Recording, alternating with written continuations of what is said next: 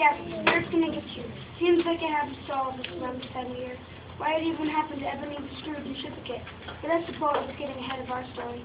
Let's begin by dropping in on Mr. Scrooge at his office. A friendly neighborhood money lending institution called Scrooge and Marley. It was late in the afternoon, one very special Christmas Eve.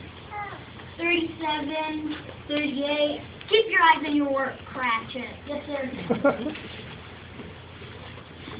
A Merry Christmas, somebody, is there? Bah! Humbug! Save me from Christmas.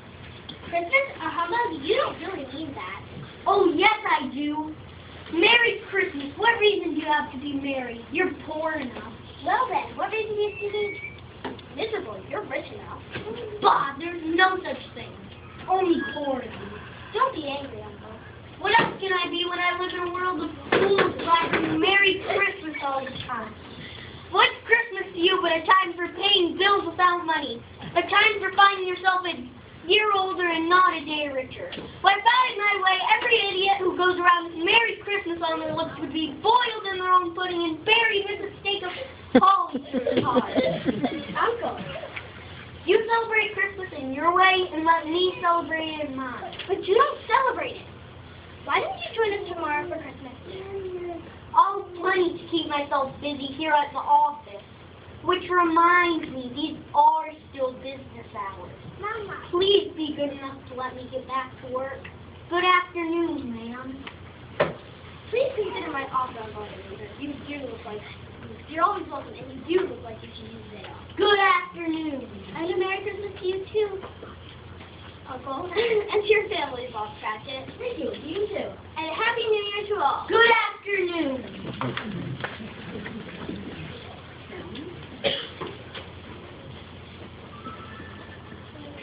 Scrooge and Marley, I believe.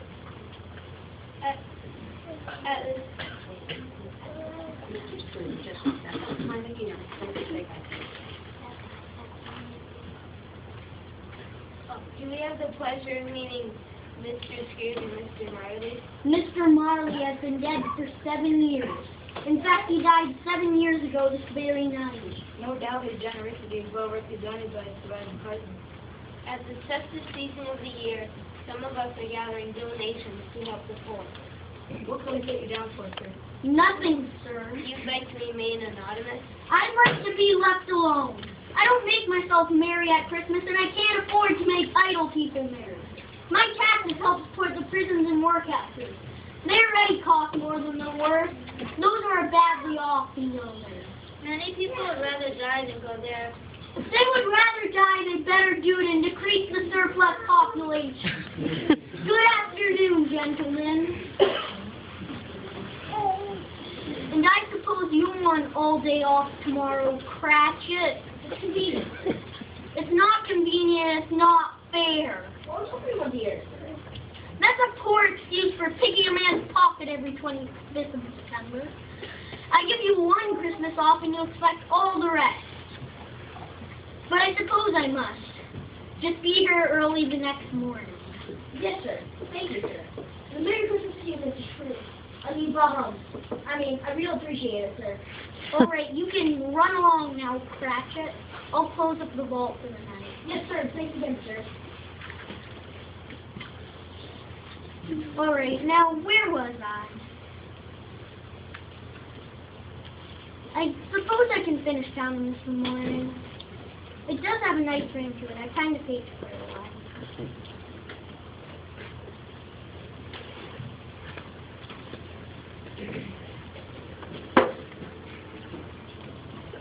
It seemed particularly cold and gloomy to Scrooge as he arrived home that night. It was an eerie night when, well, anything could happen.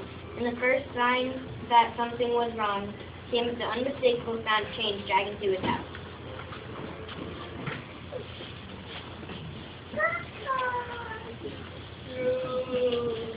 Oh, humbug! It's still humbug. I won't believe it. Ebenezer. What do you want with me? Look. Then who are you? Ask me who I was. You're very particular with those. All right, who were you? In life, I was your partner, Jacob Marley.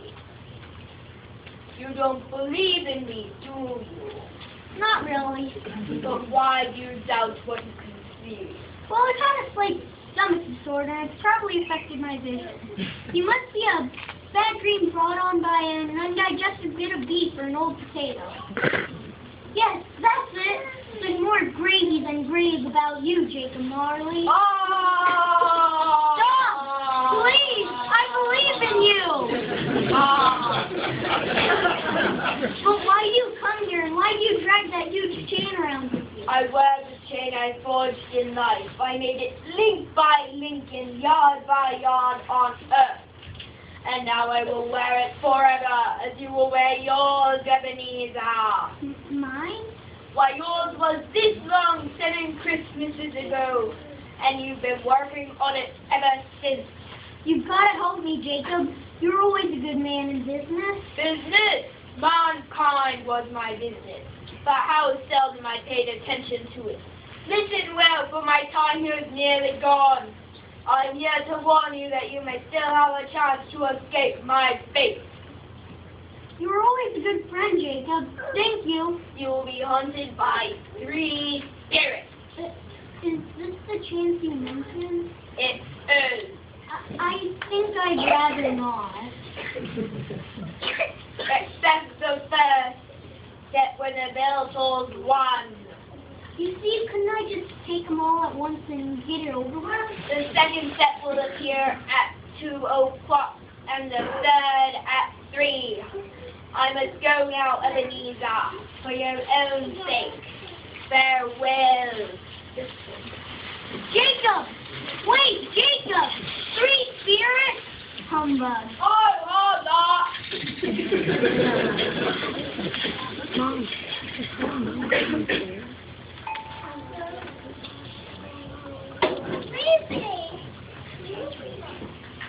Are you the spirits I was warned about? We are.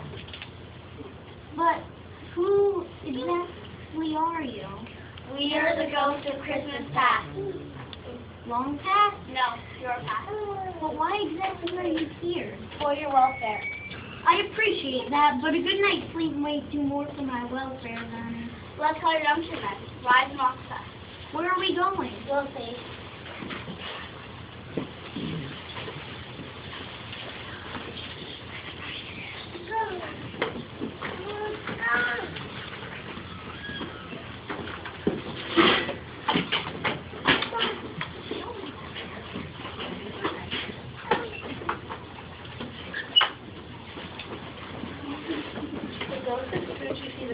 Shadows of things that have been, and each scene brought back 1,000 hopes, stories, and cares long forgotten. They visited a school during Christmas holiday, though it was not quite deserted. The solitary child, neglected by his friends, was left there. He was cheered through by a visit from a sister's friend. She had a large and loving heart, but died a young woman, leaving 1 child. She was his niece today. Ebenezer's favorite visit, however, was to his first employer in February. He was a man who made the people around him cheerful and fulfilled. Not with money, but with words and actions so slight and insignificant that they seemed to go unnoticed. And every Christmas Eve, he closed his shop early to throw the happiest Christmas party you have ever seen.